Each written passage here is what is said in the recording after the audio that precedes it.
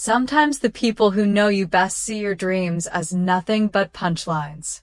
I learned that the spring I graduated college, back when the sun felt a little warmer and hope clung to everything like the dandelion seeds drifting across our San Jose lawn. That evening, the kitchen buzzed with the sound of pots clattering and my mom's familiar humming as she set the table.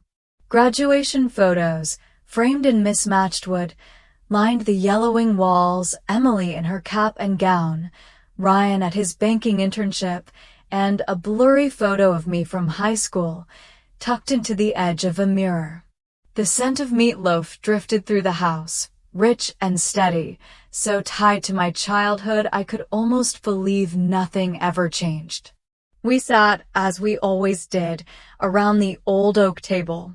Dad, as usual, took his seat quietly, folding the local newspaper with soft hands. Sarah, my quietest sibling, slipped in last, her sneakers barely making a sound on the tile. She wore her hair long, usually behind her face, and tonight was no exception. Emily scrolled her phone under the table, and Ryan was still wearing his suit pants, his shirt unbuttoned at the collar, like he was halfway between work and home. Dinner started with the same routine, a blessing from Mom, a reminder from Dad about the importance of showing up for one another, and a round of "How was your day?" Ryan talked about mortgage rates. Emily shared a story from her residency, her voice confident and practiced. I waited for my turn, hands tucked beneath the table, tracing invisible circles on my napkin. When it came, I took a breath. "I've been working on something," I said, trying to keep my voice even. "It's an app idea for health data. It helps people track and share information easily, especially for folks who get lost in paperwork." There was a moment, just a beat, where I thought I saw Sarah's eyes brighten, but then Mom let out a little laugh. Not cruel, but quick, like she was swatting away a gnat.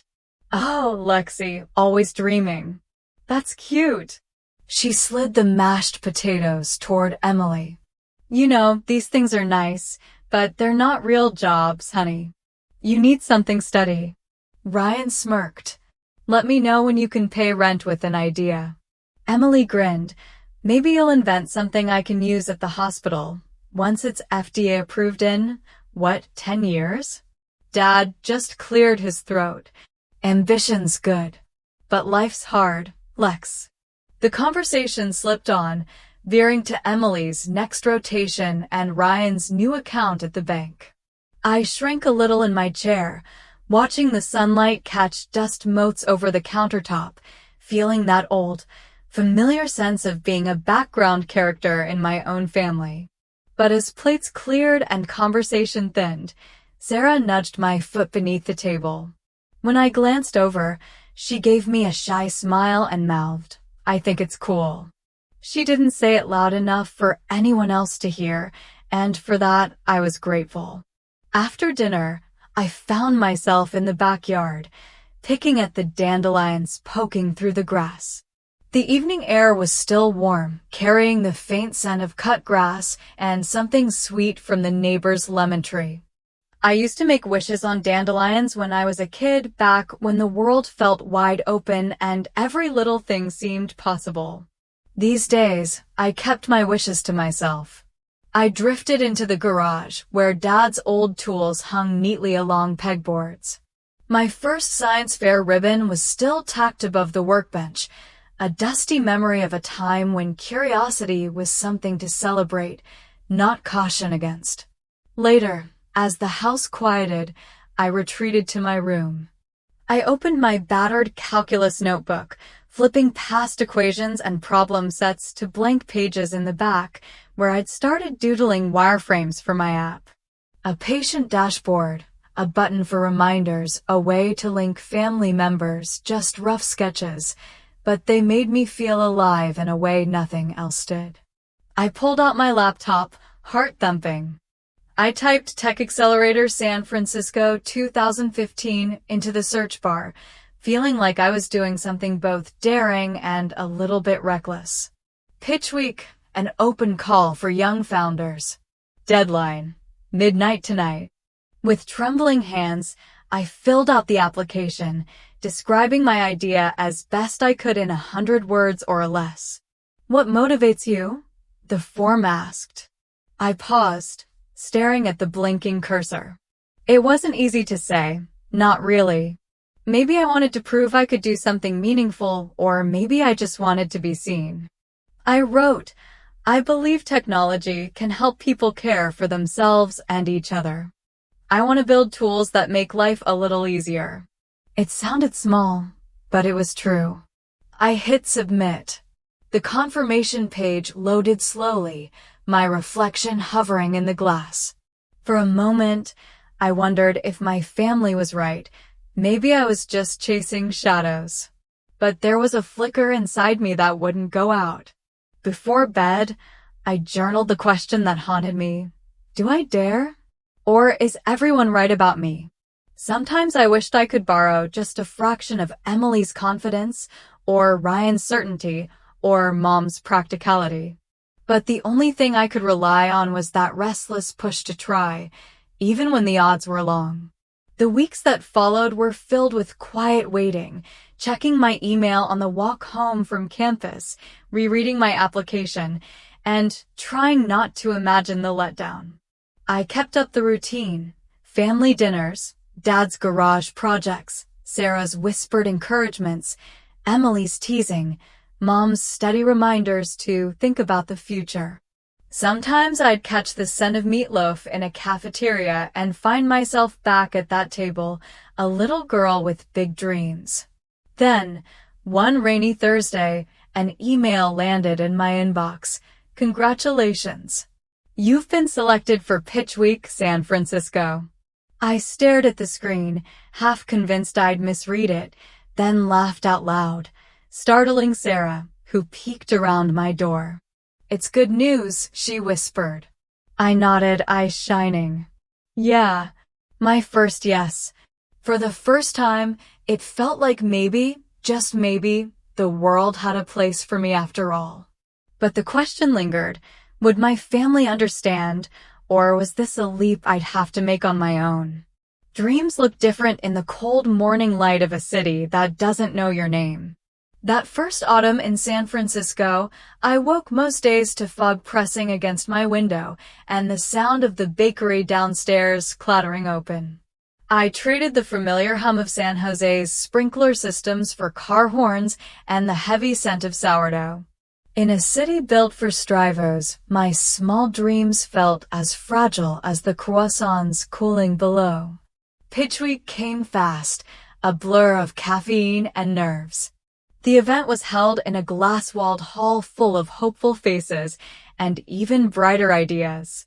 My early co-founder, Julia, was all pep and post-its on day one. By day 3, she barely looked up from her phone, muttering about safer jobs in marketing. Our demo went wrong in the worst way. The Wi-Fi cut out, Julia froze, and I was left stumbling through a half-working prototype to a panel of blank faces. When the last judge thanked us for our enthusiasm, Julia caught my eye and shook her head. Later that night, she texted, "I'm sorry, Lexi. I need something more stable. Good luck." I stared at my phone, feeling like I'd been left on stage after the curtain fell. But a few minutes later, someone tapped my shoulder, a woman in her 40s, silver-streaked hair pulled into a no-nonsense bun. She'd watched our demo. I realized, notebook open, gaze direct. "I'm Donna Taylor," she said, handing me her card. "You're not the first to bomb on day 1. The trick is showing up for day 2. Are you coming back?" I nodded, unable to speak, and Donna's smile was the first spark of warmth I'd felt all day. That night, back in my cramped room above the bakery, I listened to the city's unfamiliar lullabies, streetcar bells, distant sirens, the clatter of bakery pans stacked for the morning rush. I wrote in my journal, if courage is quiet, maybe I have more of it than I thought. The next few months blurred into a rhythm of hustle and hope. With Julia gone, I couldn't afford rent on my own, so I found a support job at a small tech firm downtown. By day, I scheduled meetings, fetched coffee, and learned the lingo. By night, I spread my notes across the chipped kitchen table and tweaked code until my eyes ached. I missed the smell of home, the way sunlight slipped through my old curtains, but there was a kind of promise in the fog and the late-night glow of the city. Home, though, stayed distant. Mom called every Sunday, her voice crackling with the static of worry. "Emily's coming home for Thanksgiving," she'd say, her words both invitation and reminder. "You could, too, Lexi. We haven't seen you in ages." Ryan chimed in over text, "Have a plan B yet? Or just plan on ramen." Emily sent selfies from the hospital, white coat gleaming, all smiles. Dad didn't say much. Sarah, at least, sent a DM, just a single yellow smiley, but it made me laugh when I needed it. Still, I pressed on. My days grew long and my nights longer, but the city began to feel less like a test and more like a proving ground. I found my people at co-working spaces, other hopefuls, some younger than me, some older, all brimming with nervous energy. We swapped stories over street tacos, trading beta invites and cautionary tales. I learned to stretch my dollar living on coffee, bread ends, and the promise of next time. Every so often, I'd pass by the bakery window in the blue glow of dawn and feel a kind of peace. One day at a founder event, a tall man with a Nikon and a quick grin waved me over. "I'm Marcus. Need a headshot?" I laughed, embarrassed, but he insisted. "You'll want this for the cover story someday. Trust me." He snapped a few photos, the kind that made me look bolder than I felt, then handed me his card with a flourish. "Just remember me when you're famous." Donna showed up at another founder mixer, this time offering no-nonsense feedback on my revised pitch. "You're stubborn, that's good. But don't confuse grit with pride. Let people help you." She scribbled notes on my wireframes, pointing out what worked and what didn't, her encouragement quiet but constant. Late one night, I got an email from a beta customer, just a small clinic in Oakland, but they wanted to try my prototype. I stared at the screen, heart pounding. It wasn't a deal, not yet, but it was a beginning. Someone else saw value in my work, even if my family didn't. I called Mom to share the news, only for her to ask, "Does that mean you're coming home for the holidays?" Ryan's jokes about ramen filled the group chat. "Don't starve out there, little sis." Emily's "proud of you" was sandwiched between updates about her latest research grant. Dad just asked, "You getting enough sleep?" It stung, more than I cared to admit. Only Sarah seemed to notice. She sent me a gif of a cheering cartoon cat. Sometimes that was all I needed. When Donna invited me to join her founder cohort, it felt like a lifeline. She called me after one of our meetups, her tone frank as always. "You've got spark, Lexi, but you can't bring your baggage. If you want in, leave your family's voices at the door, at least while you're building." I sat on the stoop that night, the city's chill settling in my bones. I watched headlights flicker down the empty street, the smell of rising dough drifting from the bakery's vents. My journal was open in my lap, pen hovering over the page. How much of me is just trying to prove them wrong? I wrote. It was a question I couldn't answer, not yet. But the city felt a little less strange, the dream a little more my own, and for the first time, I wondered if my future was finally starting to belong to me. Sometimes you have to walk away from comfort to run toward your calling. For me, that meant saying no to Thanksgiving at home for the first time in my life. The city was wrapped in a soft chill, cinnamon and clove drifting from the bakery on the corner, Christmas lights already blinking from apartment windows, even though it was barely mid-November. My own apartment, small and drafty but entirely mine, glowed with the steady hum of my computer and the gentle clatter of keyboards from my co-founder in the next room. I remember pausing with my phone in hand, Mom's text lighting up the screen. "We missed you tonight, Lexi. The table was quieter without you."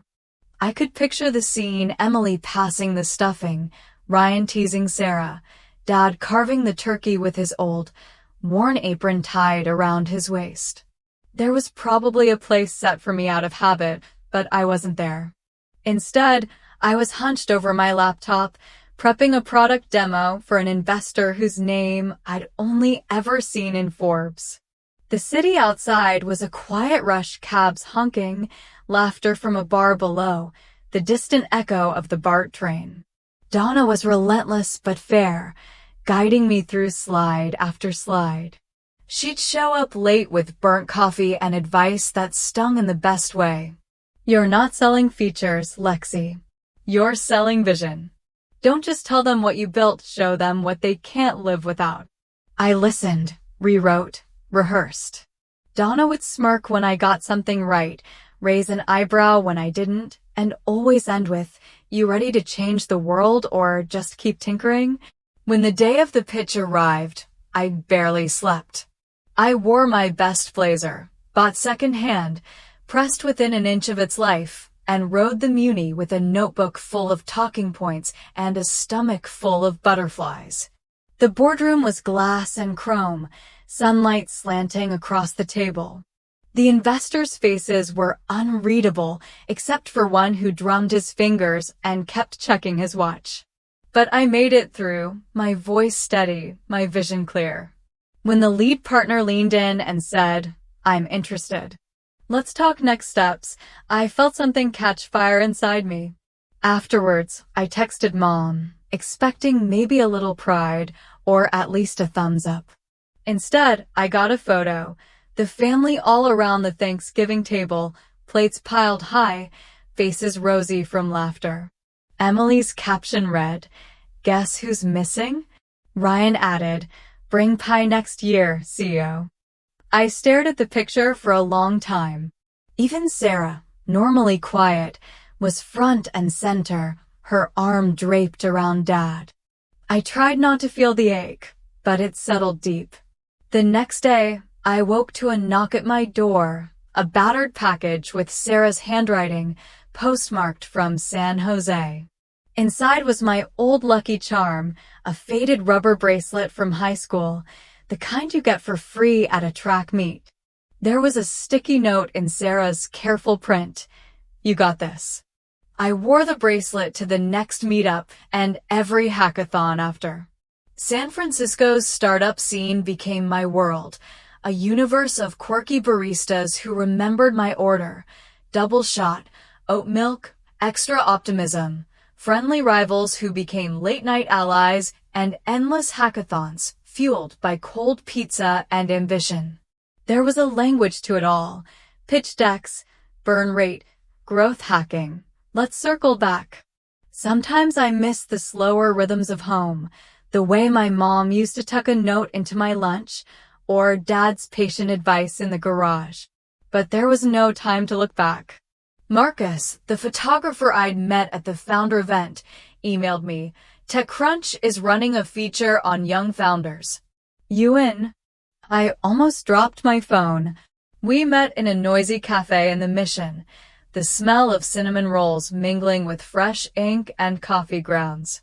He snapped photo after photo, somehow catching the part of me that was both tired and hopeful, nervous and excited.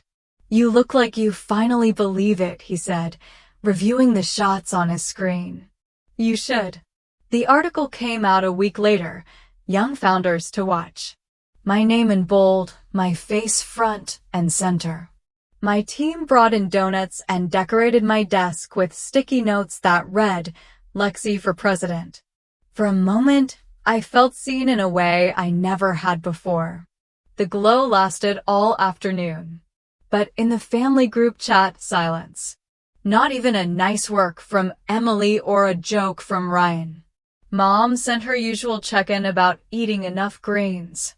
Only Sarah replied, 3 clapping hands emojis and a confetti burst. It was enough, but not quite. That night, as the city sparkled outside my window, I turned off the lights and sat in the glow of my laptop, the TechCrunch page open on the screen.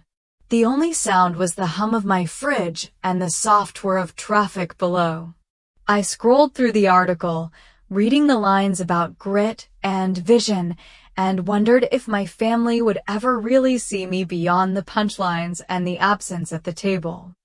I held Sarah's bracelet, turning it over in my hand.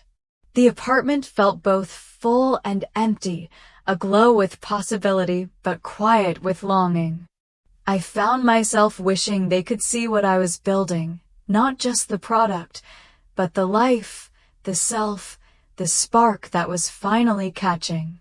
Sometimes, growing means letting go of the comfort of old rooms and familiar laughter. It means learning to trust the new rhythms, the new faces, the new ways of being seen. And as I watched the city's lights flicker against my window, I realized I'd traded comfort for calling, family for future, certainty for a chance. But a question lingered in the back of my mind, steady as the heartbeat of the city. What will it take for them to see me not just as the girl who left, but as the woman I am becoming? Growth can feel like winning the lottery, except the farther you climb, the more people you leave behind. In 2021, my company moved into a bright, modern office in the heart of San Francisco's Soma district, all glass and sunlight and the low hum of ambition. Our team had grown to 25, cold brew on tap, and lunch catered twice a week. Sometimes I caught my reflection in the meeting room windows, hair pulled back, blazer crisp, face older and a little sharper, and barely recognized the girl who once scribbled wireframes in the margins of an old notebook.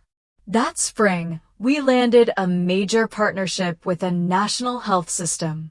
My photo was splashed across a tech magazine, smile tight, arms crossed in front of a wall painted with our logo. The headline read, Bay Area Startups to Watch, and for a moment, I let myself feel proud. We celebrated with sparkling cider, music pumping, my team crowded around me in a blur of cheers and confetti. But when the noise peaked, I slipped into my office and called home, heart fluttering. The phone rang again. Mom finally picked up, her voice as familiar as Sunday mornings. Hi, honey, she said. Saw your picture on Facebook. Looks fancy. We're proud of you, but remember to rest, okay? She sounded tired, distracted. I heard the microwave beeping in the background, Sarah laughing with Dad about a game on TV. I waited for more, but there wasn't any.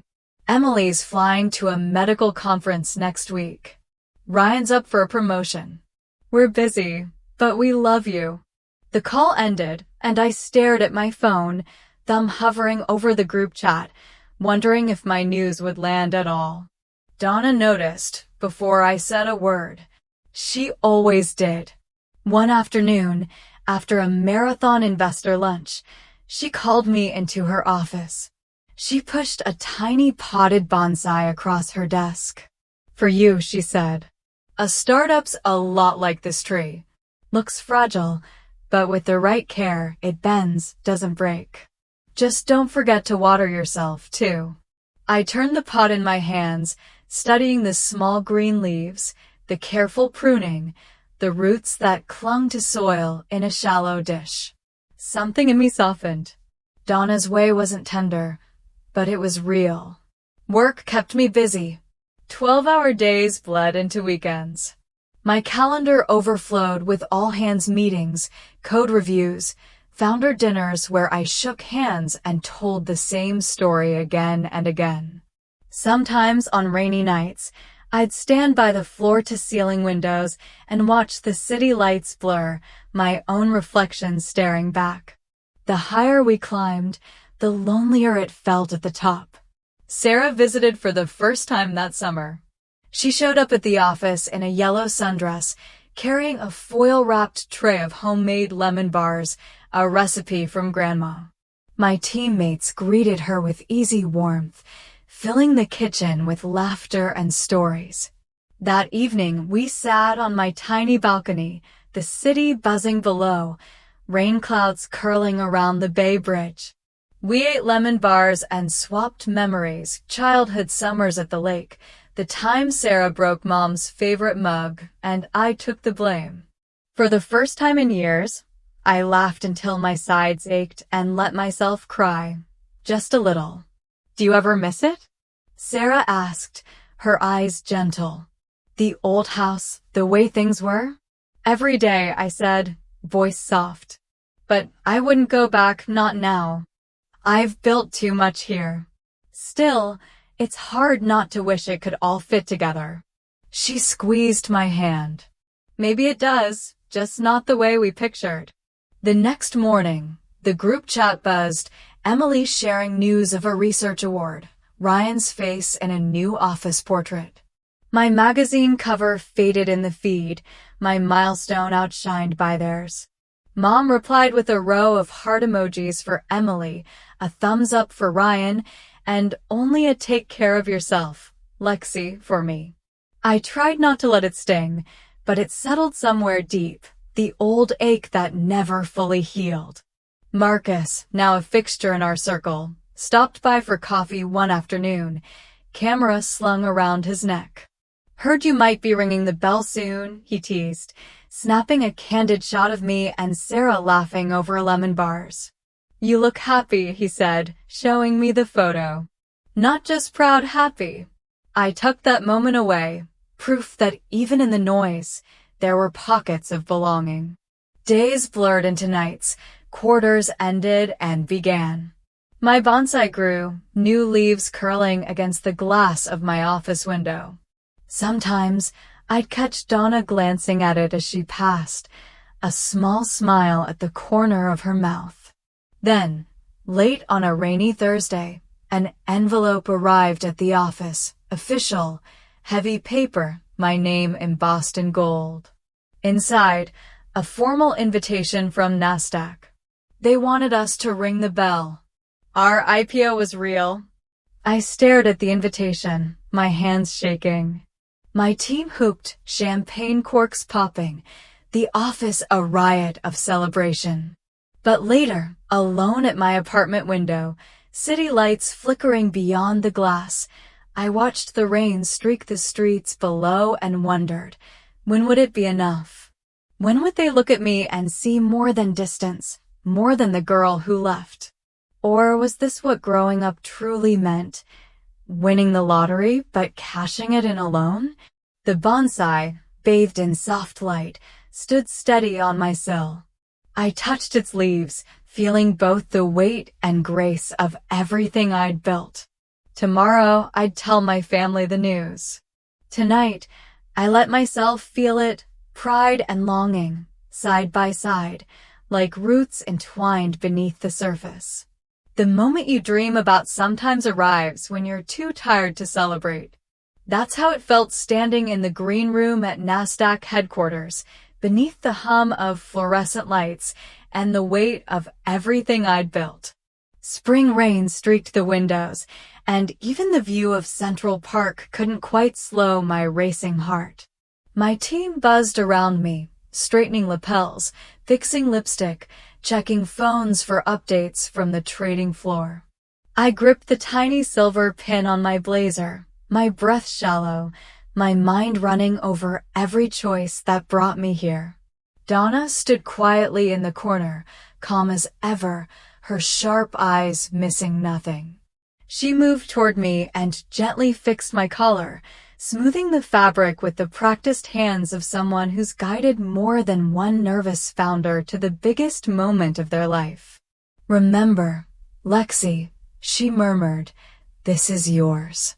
No one gave it to you. Her touch lingered a moment, both reassurance and benediction. Just before we went on stage, Marcus found me. He pressed a small envelope into my hand. Inside was the first founder headshot he'd ever taken of me. Years ago, a younger Lexi, eyes wide, smile uncertain but hungry. "Full circle," he said, grinning.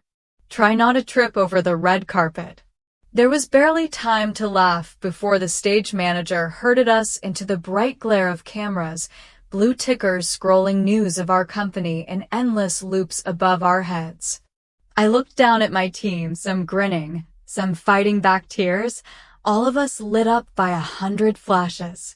The bell loomed on its polished podium, more symbolic than any award or diploma I'd ever earned. They called my name. My hand trembled only a little as I gripped the mallet, the bell's cool metal solid in my palm. I glanced at Donna, saw her nod, proud, reserved, just a hint of mist in her eyes. The crowd hushed as I struck the bell, the sound ringing out and echoing through the high-ceilinged room. Cheers erupted. Cameras flashed. My phone buzzed in my pocket, messages rolling in so fast the screen blurred. For a split second, it all felt unreal, like I was watching someone else step into the spotlight. Then Sarah threw her arms around me, laughing, tears running down her cheeks. "You made it, sis.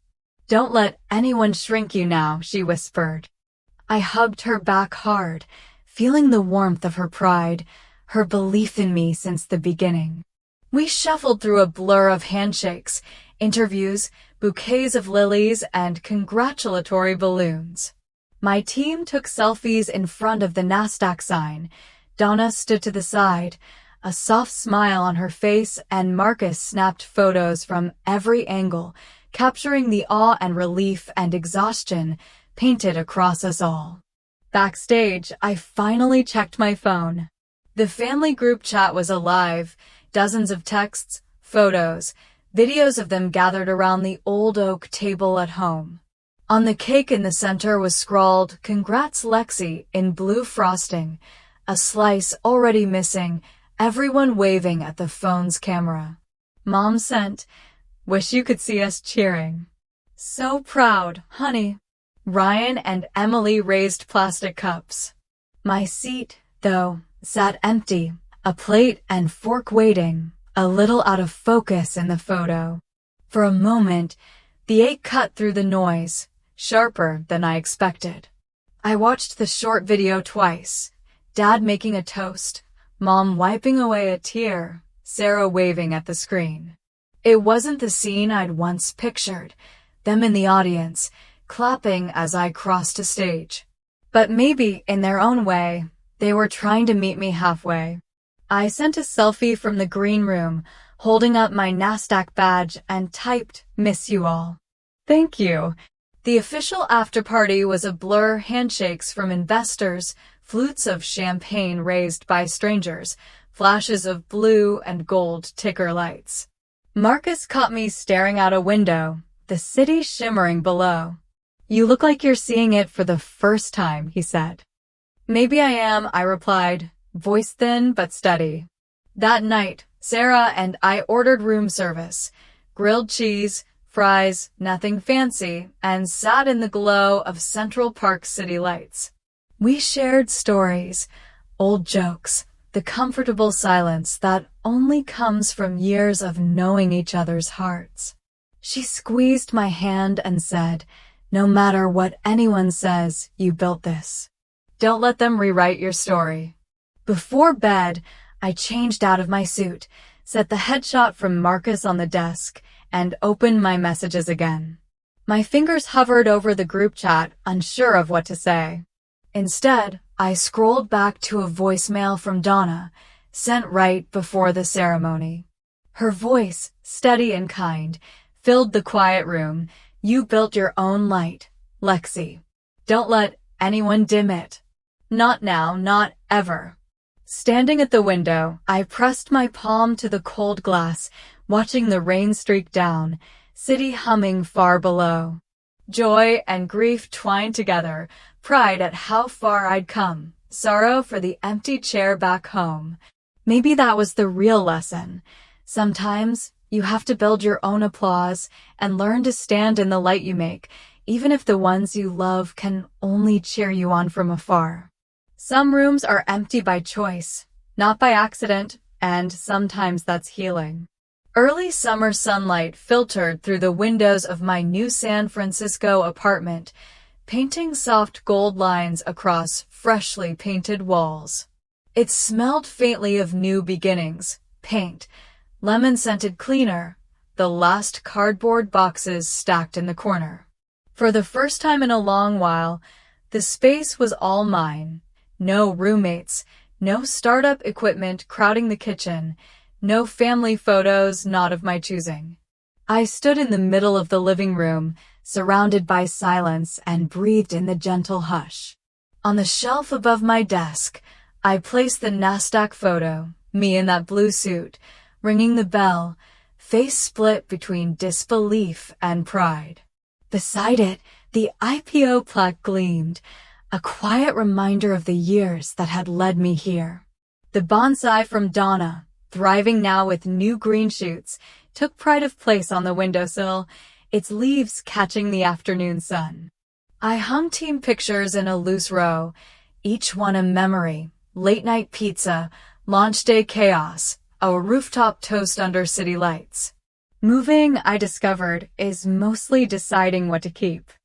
I held old keepsakes in my hands: the rubber bracelet from Sarah, a dried bouquet from my first investor pitch, a faded note from Dad tucked in the back of a book. Each item felt like a stitch in a quilt, patching together the pieces of my journey: old doubts, new hopes, small victories stitched in beside old wounds.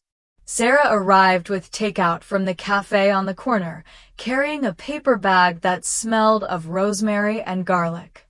We sat on the floor, legs crossed, boxes pushed aside to make room for laughter. She poured sparkling water into mugs and raised hers in a toast to new places and the people who make them feel like home. We shared stories about the family, the startup, mistakes that turned into turning points. There were tears, too, the kind that sting a little but leave you lighter after. Later, Marcus's package arrived, a framed photo from the Nasdaq ceremony, the city blurred behind me, my eyes bright with something like arrival. On the back he'd scrawled, "You did it. Hang this where you'll see it." I set it on the mantel, between the bonsai and the plaque. Donna called that night, her voice warm even through the crackle of distance. "Just checking in, Lexi. The place feel like yours yet?" I looked around, at the sunlight, the scattered mugs, the quiet order of the shelves, and smiled. "Yeah, it really does." She shared a memory from my first days in San Francisco, how I'd shown up to her office with an idea and a notebook, nervous and unsteady. "You built something real, kid. I'm proud of you." Before we hung up, she said, "Remember, a good tree grows even if no one's clapping." The next morning, Mom called.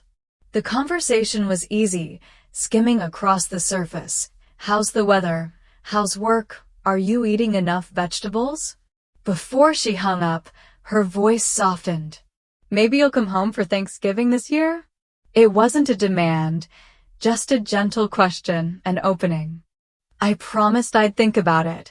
After Sarah left, I tidied up, folding takeout bags, straightening the photos, watering the bonsai. I stood on the small balcony as evening crept across the city, lights blinking on one by one in the distance. The breeze was cool, heavy with the scent of eucalyptus and sea salt. I opened my journal, let my pen move in the hush. Some rooms will always be empty, but I get to choose who fills them next. I sat there a long time, watching the city change from gold to blue to black, thinking about the path that led me here. Dad always said, "Home is where you hang your pictures." For the first time, I believed him. Not every room needs to be filled.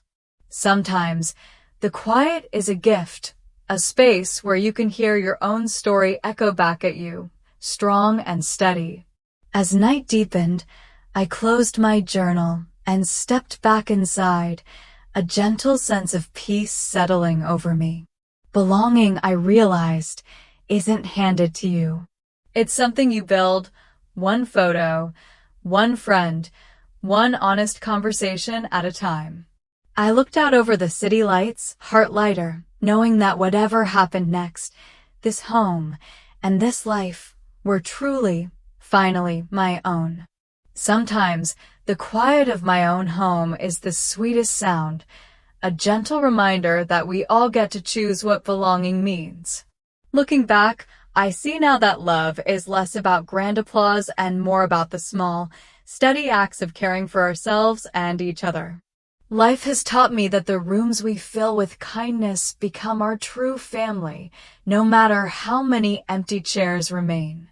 In this world, if we carry a bit of grace for others and ourselves, we can always find a way back to connection. If this story touched something in you, I'd be glad to hear your reflections or memories. Every journey is unique, and yours matters too.